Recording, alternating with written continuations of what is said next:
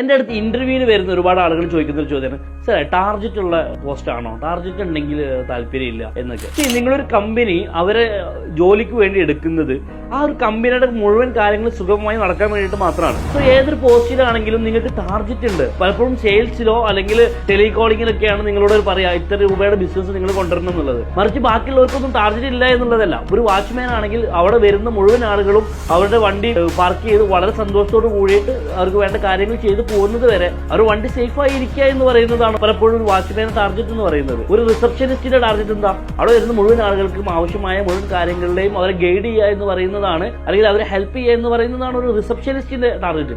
അങ്ങനെ ഒരു കമ്പനിയിൽ വർക്ക് ചെയ്യുന്ന മുഴുവൻ ആളുകൾക്കും ടാർജറ്റ് ഉണ്ട്. പക്ഷെ സെയിൽസിലും മാർക്കറ്റിംഗിലൊക്കെ നിൽക്കുന്നവരോടാണ് ഇത്ര രൂപയുടെ ബിസിനസ് നിങ്ങൾ കൊണ്ടുവരണം എന്നുള്ള രീതിയിൽ കമ്പനി പറയാറുള്ളൂ.